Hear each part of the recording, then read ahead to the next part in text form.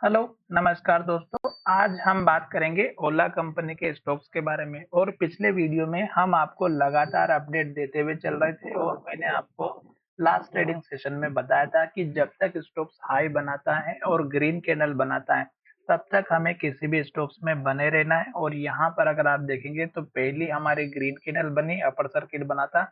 दूसरी green candle बनी और हाई बना था। तीसरी कैंडल रेड बनी थी पर स्टॉक्स ने हाई बनाया। और उसके बाद नेक्स्ट कैंडल देखिएगा कि स्टॉक की क्लोजिंग हमारी पिछली कैंडल के लो के ऊपर हुई थी और हैमर कैंडल बनी थी। फिर स्टॉक्स ने हाई बनाया, फिर अपर सर्किट लगा, फिर से स्टॉक्स ने अपर सर्किट लगाया और हाई बनाया। फिर स्टॉक्स ने हाई बनाया और उसके बाद स्टॉक्स ने जो क्लोजिंग दी थी वो लो की तरफ दी थी। पर नेक्स्ट कंडीशन हमारी ये थी कि स्टॉक्स अगर नेक्स्ट ट्रेडिंग सेशन में हाई का ब्रेकआउट नहीं करता है और ना ही लो का ब्रेकआउट करता है, तो हमें स्टॉक्स में वेट एंड वॉच का काम करना है। और दूसरे दिन अगर आप देखेंगे तो स्टॉक्स ने बड़ी गिरावट दिखाई और जहां से स्टॉक्स ने ओपनिंग की वहीं से गिरावट आई और एक के बाद एक रेड कैंडल बनाते हुए नीचे की तरफ आया। तो जब भी स्टॉक्स अपने हाई पर होता है तो आपको रेड कैंडल में बिल्कुल अलर्ट हो जाना है और देखना है कि स्टॉक्स में ओपनिंग क्लोजिंग कहाँ पर हो रही है।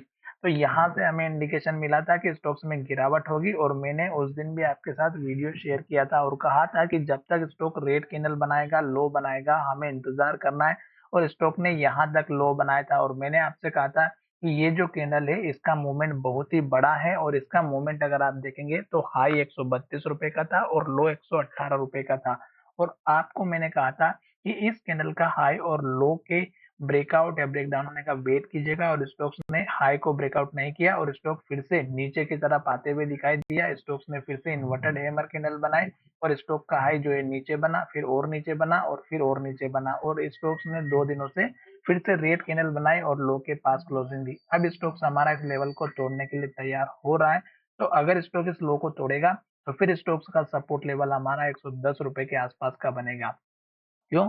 क्योंकि अगर आप 15 मिनट के चार्ट पैटर्न में देखेंगे तो आपको क्लियर कट इंडिकेशन जो दिखाई देगा चार्ट के बेसिस पर। हमने पिछले वीडियो में भी समझाया था कि स्टॉक्स का सपोर्ट लेवल हमारा कहां पर बनना चाहिए। तो मैंने आपको पिछले वीडियो में भी आपको अच्छे से समझाए थे ये सारे लेवल से ड्रॉ करके कि स्टॉक्स का अगर ऊपर की तरफ ऊपर एक के बाद एक ब्रेकआउट होता है तो आपको यहाँ पे टारगेट ऊपर की तरफ बढ़ाते हुए चलना है। स्टॉक इस लेवल को ही ब्रेकआउट नहीं कर पा रहा था 128-29 को, तो ये हमारा पहला टारगेट था। फिर हमारा 132 का टारगेट था और फिर हमारा यहाँ पर टारगेट था 140 के आसपास का।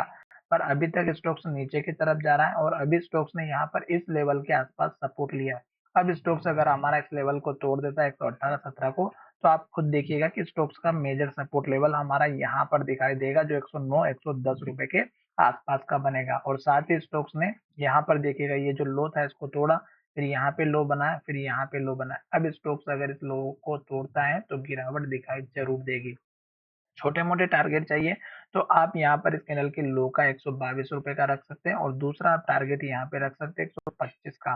तो यहाँ पर मैंने आपको लेवल से बता दिया है 122 रुपए का पहला टारगेट और 125 रुपए का उसके बाद का टारगेट। और अगर स्टॉक इसके ऊपर चला जाता है तो फिर आपको मैंने टारगेट ऑलरेडी बता दिया है। पर फिलहाल स्टॉक्स अभी नीचे जा रहा है और स्टॉक्स नीचे जाने के पीछे बहुत सारे रीजंस होते हैं, जिसमें आपको अगर मैं हर एक रीजन के बारे में बताऊंगा तो वीडियो बहुत ही लंबा हो जाएगा। साथ ही हमारा वीडियो आपको अच्छा लगता है तो चैनल को जरूर सब्सक्राइब करें और दोस्तों के साथ शेयर करना बिल्कुल भी ना भूलें। तो चलिए वीडियो को यहीं विराम करते हैं। धन्यवाद, मिलेंगे नए वीडियो में।